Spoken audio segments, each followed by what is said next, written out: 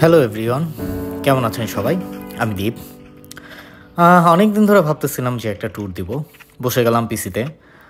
কোথায় যাওয়া যায় ভাবলাম বান্দরবন যাই। একটু গুগলে দেখতে থাকলাম বান্দরবনে কোথায় যাওয়া যায়। পরে বিভিন্ন রিসার্চ করার পরে দেখলাম যে এই মুহূর্তে মিরিঞ্জা ভ্যালি হচ্ছে সবথেকে ভালো একটা জায়গা যেখানে সবাই মিলে একটা ট্যুর দেওয়া যায়। ডিসাইড করে ফেললাম যে আমরা মিরিঞ্জা ভ্যালিতেই যাব। এখন রিসর্ট বুক করতে হবে, গাড়ির টিকিট কাটতে হবে, অনেকগুলো কাজ বাকি। কীভাবে কী করবো বুঝতে পারতেছি না। সব জায়গায় নক দিয়ে ট্রাই করলাম।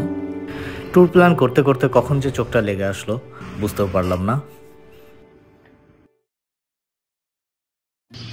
যাই হোক, আসেন ট্যুরের গল্পেই ফিরে যাই। ঢাকা থেকে আমরা রাত 11:15 গাড়িতে রওনা দিলাম। ঢাকা টু চকরিয়া আমাদের জনপ্রতি টিকিটের ভাড়া পড়েছিল 1000 টাকা এবং রাত 3টা থেকে 3:30টার মধ্যে আমরা চিটাগাং পৌঁছাই এবং চিটাগাং থেকে ভোরে আমরা বান্দরবন যাওয়ার পথে একটা রেস্টুরেন্টে দাঁড়াই। আমাদের ওই দিনকার সকালটা শুরু হলো 1 কাপ কফি দিয়ে।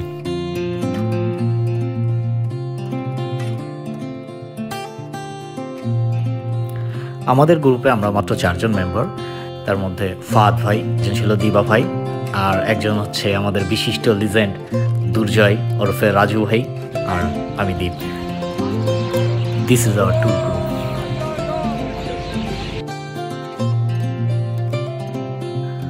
আশপাশের পরিবেশ দেখতে দেখতে আমরা পৌঁছে গেলাম চকরিয়ার দিকে।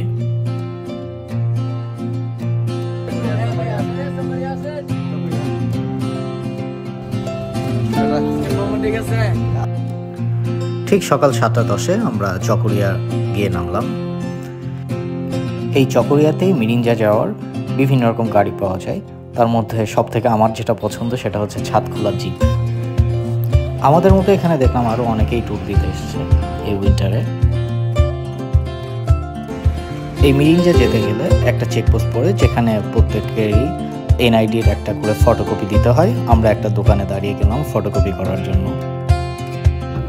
এরপর একটা গ্রুপের সাথে যুক্ত হয়ে আমরা একটি ছাদখোলা জিপে উঠে পড়লাম মিরিঞ্জা যাওয়ার উদ্দেশ্যে, যেখানে আমাদের জনপ্রতি ভাড়া পড়লো মাত্র 100 টাকা।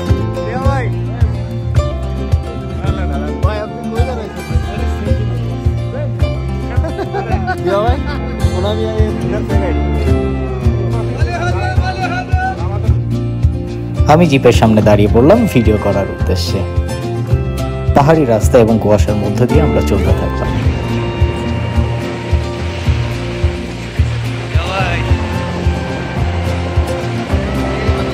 আমার পাশে ফাহাদ ভাই দাঁড়িয়ে ছিল। ঠান্ডা বাতাসে সে টিকতে না পেরে কিছুক্ষণ পরে বসে পড়লো।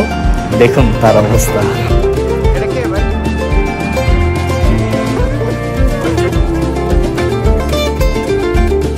দেখলাম দিবা ভাই খুব এনজয় করতেছিল এই রোডের জার্নিটা। আঁকাবাঁকা পাহাড়ি রাস্তার গা ঘেঁষে আমরা পৌঁছে গেলাম আমাদের প্রথম গন্তব্য প্যারাডাইজ রিসর্ট।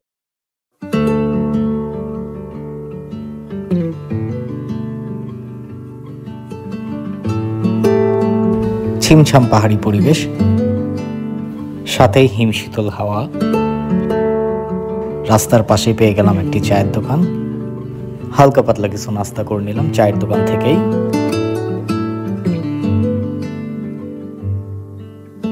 আমরাও দাঁড়িয়ে পড়লাম ছোট্টখাট্ট একটা চায়ের আড্ডায়।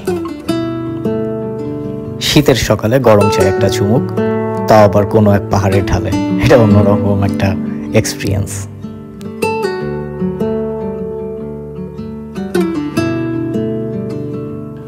হাঁটা শুরু করলাম আমাদের রিসর্টের উদ্দেশ্যে।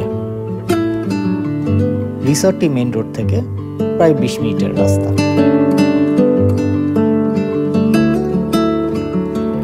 পাহাড়ি পরিবেশ উপভোগ করতে করতে আমরা চলতে থাকলাম।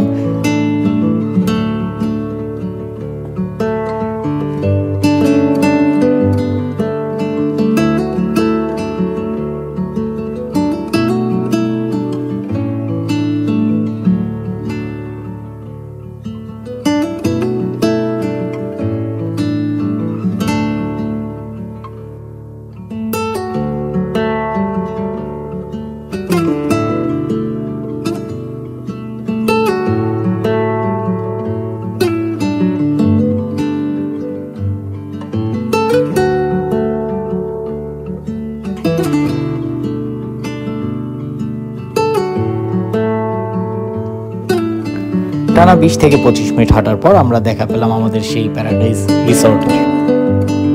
পাহাড়ের ঢালে তৈরি করা ছোট ছোট জুম ঘর। প্রত্যেকটা জুম ঘরই এতটাই সুন্দর যে কোনটা নিব বুঝতে পারতেছিলাম না। এখানে আমাদের একদিনের জন্য একটা জুম ঘরের ভাড়া পড়েছিল 2500 টাকা। আমরা 4 জনে মিলে একটা জুম ঘর নিয়ে নিলাম। এই জুম ঘরটাই আমাদের পছন্দ হয়েছিল সবারই, কিন্তু এটা বুক হয়ে যাওয়ার কারণে আমরা এটা আর নিতে পারি নাই। আর আমাদের খাওয়া দাওয়া ছিল এখানে প্যাকেজ সিস্টেম, পার পারসন 850 টাকা, একদিনের খাওয়া দাওয়ার সব ব্যবস্থা তারাই করে দিবে। ফাইনালি আমাদের ভাগ্যে এই জুম ঘরটা মিলল। এটাও বেশ দেখতে সুন্দর এবং এটার সামনের ভিউটাও বেশ অনেকটাই ভালো। টানা 5-6 ঘন্টা জার্নির পরে আমরা চলে গেলাম আমাদের জুম ঘরে এবং সবাই একটু ফ্রেশ হয়ে একটু রেস্ট নিয়ে নিলাম। এরপরে ঘটলো মজার একটা কাহিনী। ব্যাপার হচ্ছে যে এখন লটারি হবে, আর লটারির কারণ হচ্ছে এই যে আমাদের লিজেন্ড দুর্জয় রাজু, ইনার সাথে কে থাকবে। এখন আমরা সবাই ইনসিকিউর ফিল করছি তার সাথে থাকার জন্য। এখন কে থাকবে আমরা কেউ রাজি না। এখন লটারি হবে আর কি। লটারি তুলবে হচ্ছে দুর্জয় রাজু। আপনি তুলবেন ভাই। রেডি? নেন দুইটা বাদ।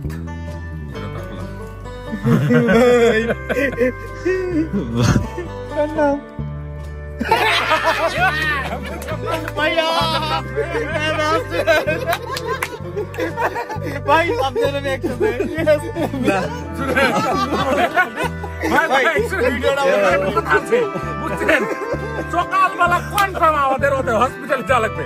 ঠিক আছে ভাই, এটা মানি না, এটা হবে না। কেন? শেষ ভাই। আমি বাকি লটারি গুলো দেখবো, সবগুলো আমার নাম লেখা কিনা। 3টায় দেখা আছে ফাহাদ লেখা। চেক করেন। আমি বললাম ফাহাদের নাম লেখা। এই লেখা বোঝা যাচ্ছে না, আবার নতুন করে লেখা। এই শুনেন ভাই, এই আচ্ছা আমি ফোন দিতে এলো দেখে একটা রুম, আমি একটা রুম নেই।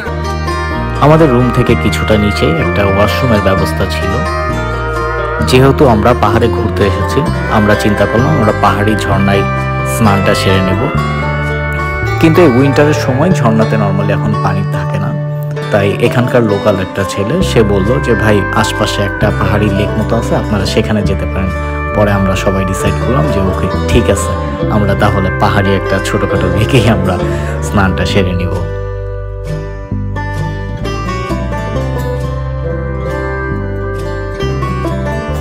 হাঁটতে হাঁটতে আমরা রওনা দিলাম সেই পাহাড়ি লেকের উদ্দেশ্যে।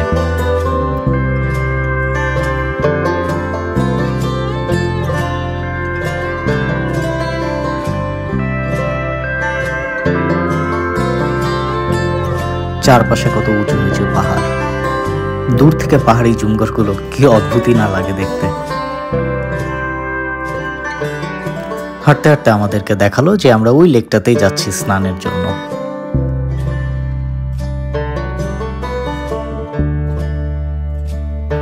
পাহাড় কেটে কেটে সিঁড়ি বানানো লেকের দিকে নামার জন্য। এই লেকটার আশপাশ দিয়ে আরো বেশ কিছু এরকম জুম ঘর তৈরি হবে এটা জানালো। লেকের পরিবেশটা খুবই সুন্দর এবং আমাদেরও ইচ্ছা আছে যে এখানে কিছু জুম ঘর হওয়ার পরে আমরা আরো একবার এখানে আসব ঘুরতে। পাহাড়ি লেকে স্নান শেষ করে ফেরার পথে খুব সুন্দর একটা জিনিস চোখে পড়লো। এক পাশে সূর্য অস্ত যাচ্ছে এবং আরেক পাশ থেকে চাঁদ উঠতেছে পুরো 180 ডিগ্রি, এবং ওই দিন ছিল ফুল মুন। এখানে আশপাশে কোনো দোকান না থাকে আমরা নিজেরাই চা বানানোর ব্যবস্থা করে নিলাম। ফাহাদ ভাই বাসা থেকে চা বানানোর সবকিছুই ক্যারি করে নিয়ে আসছিল, কারণ আমরা জানতাম যে এখানে রাতের বেলা কিছুই পাবো না। গুড মর্নিং এভরিওয়ান, হোপফুলি সকালটা অনেক সুন্দর হবে। দরজাটা সরাতেই দেখলাম চারপাশে প্রচুর পরিমাণে কুয়াশা। সামান্য দূরের কিছুই ঠিকমতো দেখা যাচ্ছে না, এত পরিমাণে কুয়াশা ছিল। এই রিসর্টটিতে একটাই ব্যাড এক্সপিরিয়েন্স ছিল যে এখানে ইলেকট্রিসিটির কোনো ব্যবস্থা নাই। আমরা আমাদের কোনো ইলেকট্রিক্যাল ডিভাইস ঠিকমতো চার্জ দিতে পারি নাই। একটু পরে আমাদের রুমে সকালের নাস্তাটা দিয়ে যাবে এবং আমরা প্ল্যান করেছিলাম যে সকালের খাওয়া দাওয়া শেষ করে আমরা এই রিসর্টটা চেক আউট করবো। আমাদের প্ল্যান ছিল আমরা 3 দিন 3 ধরনের রিসর্টে থাকবো। আজ আমাদের ট্যুরের দ্বিতীয় দিন শুরু। চলে আসলাম আমাদের সেকেন্ড দিনের রিসর্ট মারিংচা হিল। রিসর্টটির সামনে এই মামার দোকান, আমরা তার কাছ থেকে সকাল সকাল ঠান্ডা শরবত উপভোগ করলাম। এই মারাংচা হিলের পরিবেশটা অনেক সুন্দর ছিল এবং সবথেকে ভালো ব্যাপার হচ্ছে এদের সিকিউরিটিটা অনেক ভালো ছিল।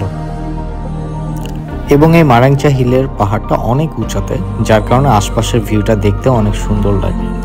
এখানকার রুমগুলো একটু কস্টলি হলেও এখানে ফ্যামিলি নিয়ে অনায়াসে আপনারা যে কেউ ঘুরতে আসতে পারবেন।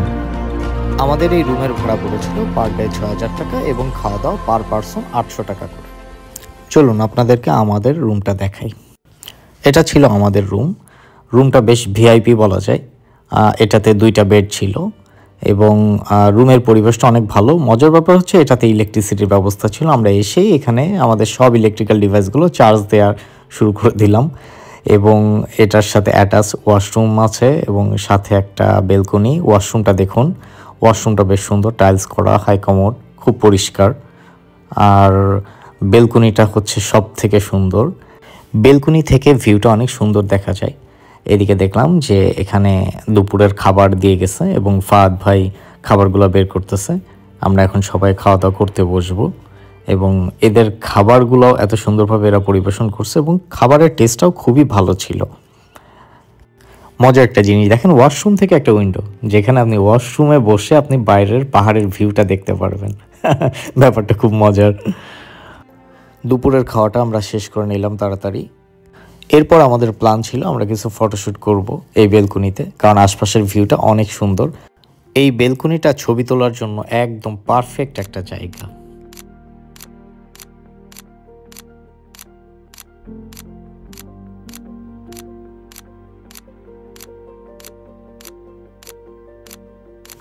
একই বেলকনিতেই ছবি তুলতে তুলতে আমরা দেখলাম সন্ধ্যা হয়ে গেল। এরপরে আমরা গেলাম বাইরে গিয়েও কিছু ছবি তুললাম। দেন আমরা রাতে বেশ আড্ডা টাড্ডা মারলাম। তারপরে দেখেন ভোরবেলার ভিউটা।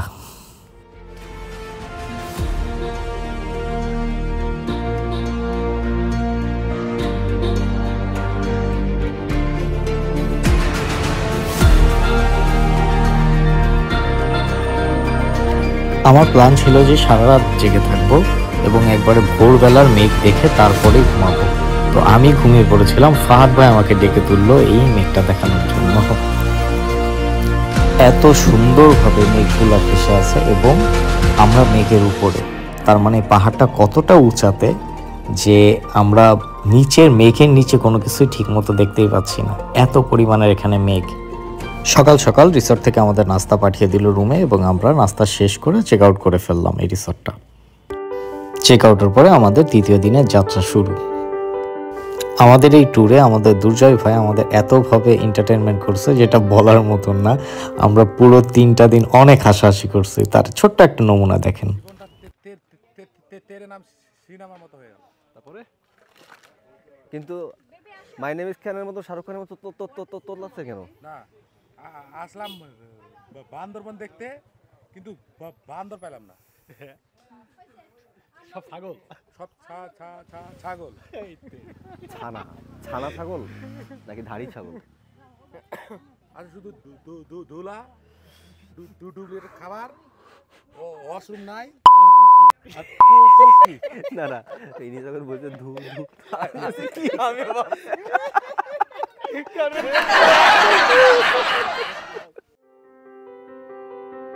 দেখলেন তো একটা ছোটখাটো নমুনা। চলেন হাঁটা শুরু করি। আজকে আমাদের নেক্সট যে রিসর্টটা সেটার নাম হচ্ছে চুংদার বক। এখানকার আশপাশের যারা লোকাল তাদেরকে জিজ্ঞেস করতেছিলাম যে চুংদার বকটা কত দূর। সবাই আমাদের বলতেছে এই তো সামনে, এই তো সামনে। এখন পাহাড়িদের সামনে আর আমরা যারা শহরে থাকি আমাদের সামনের ব্যাপারটা না এক হয় না দূরত্বটা। তো মানে আমরা হাঁটতে হাঁটতে দেখলাম যে এটা আসলে এতটাই দূরে যে আমরা হাঁপিয়ে গেছি। আমাদের উচিত ছিল যে কোনো একটা বাইক নিয়ে নেওয়া, কারণ এখান থেকে বাইক রেন্ট পাওয়া যায়। তো আমরা এটা বোকামি করে ফেলি, কিন্তু একদিক দিয়ে ভালোই হয়েছে যে আমরা পাহাড়ি রাস্তাটা খুব হেঁটে হেঁটে এনজয় করছি এবং চারপাশে পরিবেশ দেখতে দেখতে গেছি। এটাও অন্যরকম একটা ব্যাপার। রোডগুলোতে প্রচুর পরিমাণ ধুলা ছিল এবং বাইকগুলো এত দ্রুত এখান থেকে যাতায়াত করে, ওরা ওই ধুলা উড়াইতে উড়াইতে যায় এবং আমরা তো পুরো ধুলাতে একদম অবস্থা খারাপ। হাঁটতে হাঁটতে আমাদের অবস্থা খারাপ, কিন্তু আমাদের সেই সামনে আর শেষ হয়নি। শেষটা কখন হবে যাকেই জিজ্ঞেস করি সেই বলে এই তো সামনে, এই তো সামনে। মানে পুরো বিরক্ত হয়ে গেছি যে আর কত সামনে ভাই। আমরা প্রায় 4 থেকে 5 কিলোমিটার মতো হাঁটছি রিসোর্টে পৌঁছানোর জন্য।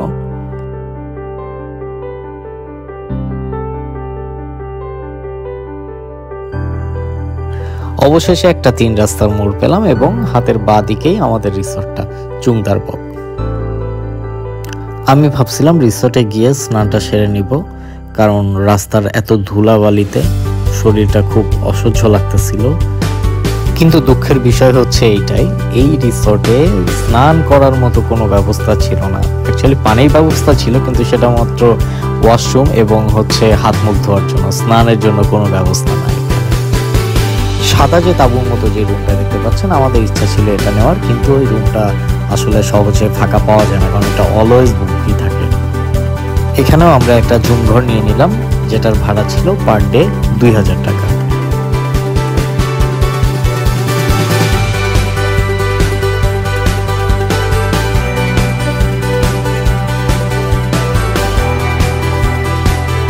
এটা আমাদের আজকের জুম ঘর, নাম হচ্ছে কুমপুর।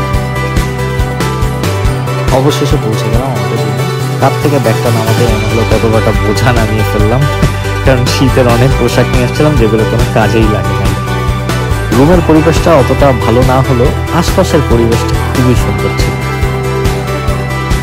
এটাকে বলা যায় আমাদের রুমের সামনে বেলকনি, খোলা বেলকনি।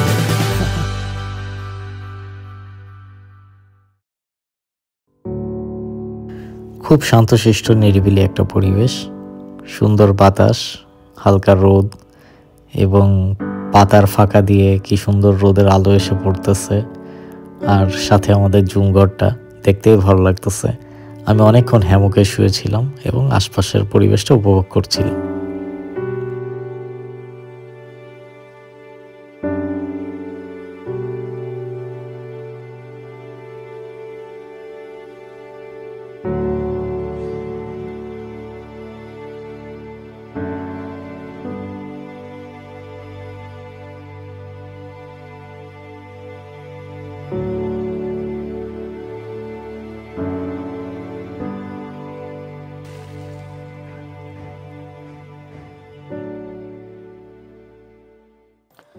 হ্যালো, আজকে আমরা যে রিসোর্টে আছি চুংদারবক, আজকে 16ই ডিসেম্বর উপলক্ষে এখানে এদের আদিবাসীদের কি একটা উৎসব বা এরকম কিছু একটা আছে, যেটা আজকে নাকি ওদের একটা স্পেশাল ডে।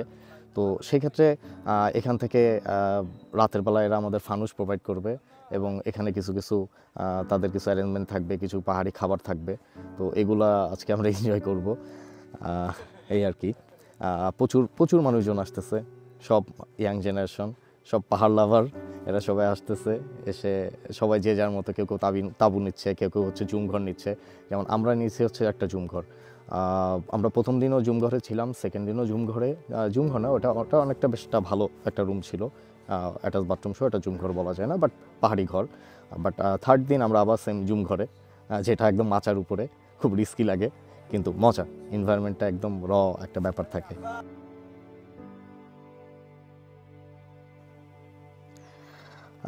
যখন পাহাড়ে আসি, আমার মেইনলি পাহাড়ে একটা জিনিসের খুব ভয় লাগে, সেটা হচ্ছে সাপ। আমি সাপ খুব ভয় পাই।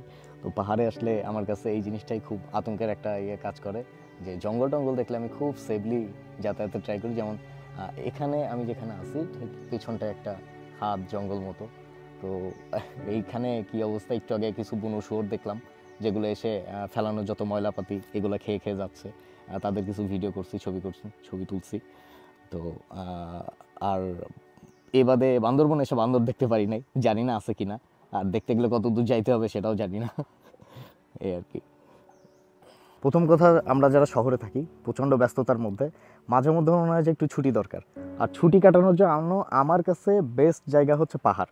আর এই জায়গাটায় আসা যেরকম কষ্ট, এবং মানে এইটার এক্সপিরিয়েন্সটা খুব মজার। এইটা অন কাইন্ড অফ আমার কাছে হচ্ছে একটা মেডিটেশনের মতো কাজ করে, যে আমার বাকি সময়টা আমি যখন এখান থেকে ফিরে যাব আমার ওয়ার্ক স্টেশনে বা আমার ফ্যামিলির কাছে, মানে তখনকার যে ফিলিংসটা হয় না, যে একটা অ্যাডভেঞ্চার করে আসছি বা একটু ঘুরে আসছি, একটা অন্যরকম একটা ভালোবাসার কাজ করে। তো পাহাড়, আমি অলওয়েজ পাহাড়ের প্রতি, পাহাড় আমার খুব ফেভারিট, এবং সমুদ্র থেকে আমার কেন জানি পাহাড় খুব ভালো লাগে। মানে এটার মধ্যে একটা অন্যরকম মানে সব কিছুই আছে, ঝর্ণা পাচ্ছি, ধুলা পাচ্ছি, উঁচা নিচা জায়গা পাচ্ছি, নেচার পাচ্ছি, মানে প্রাকৃতিক যে সৌন্দর্যের যে ব্যাপারটা পুরো জিনিসটাই পাচ্ছি পাহাড়ে। এই জন্য আমার পাহাড় অলওয়েজ পছন্দ। আমরা চুমদারবকে যে রুমটা নিছি, রুমটা একটা জুম ঘর এবং এটা আমাদের রুমের সামনের স্পেস। আর এখান থেকে ঢুকে এই হচ্ছে আমাদের রুম। এটা জাস্ট বাঁশ দিয়ে, চাষ দিয়ে, এগুলো দিয়ে বানানো, একদম ন্যাচারাল একটা রুম। খুব গরিবী অবস্থা,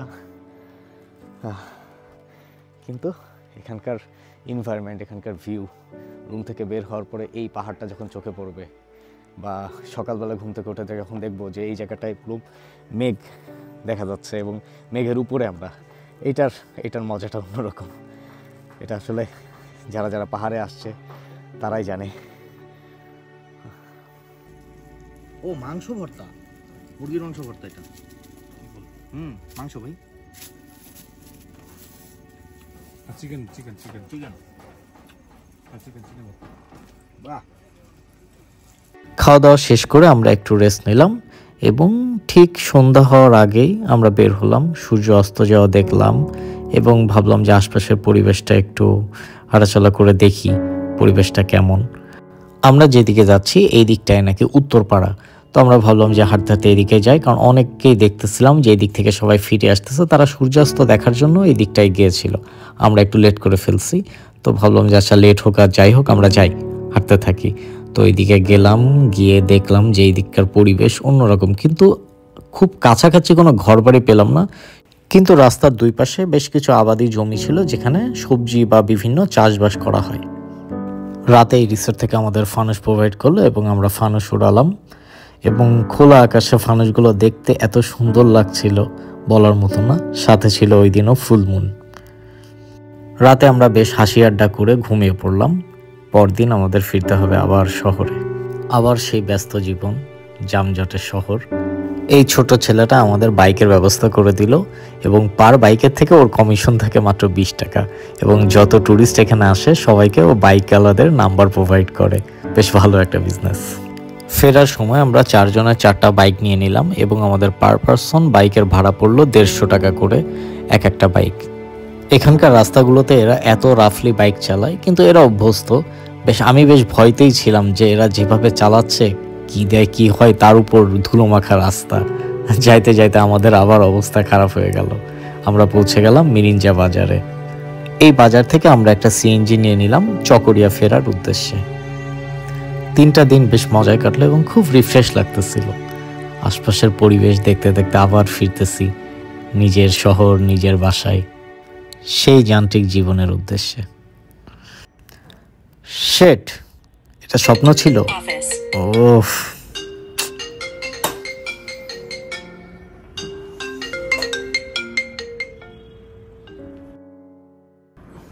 হ্যালো, আসসালামু আলাইকুম ভাইয়া। জি ভাই। ভাই এই তো ভাই কিছু কাজ বাকি আছে, হয়ে যাবে আশা করি। এখনো বাকি আছে প্রোগ্রাম তো হয়েছে কিন্তু ভাই। ভাই আমি তো একটা ছুটি নিতে চাচ্ছিলাম ভাই, একটু ট্যুরে যাব। ছুটি তো ভাই এই মুহূর্তে কোনোভাবে পসিবল না, আপনি তো ডাক্তার টেস্ট করে দ্রুত সাবমিট করেন ভাই। হ্যাঁ, ওটা ছুটির পরে, ট্যুরের পরে এসে করে দেই, দরকার ছিল ভাইয়া, অনেক একটু রিফ্রেশমেন্টের দরকার। না না ভাইয়া, এই মুহূর্তে ছুটি সম্ভব হবে না, আপনি ডাক্তার শেষ করেন, আর ছুটি এই মুহূর্তে সম্ভব হবে না। আচ্ছা ঠিক আছে, ঠিক আছে, আপনি কাজ শেষ করে সাবমিট করেন, করে আমাকে ফোন দিয়ে রাখছেন। ওকে ভাইয়া। ওকে। ছুটি পাই আর না পাই, ট্যুর আমি একটা দিবই।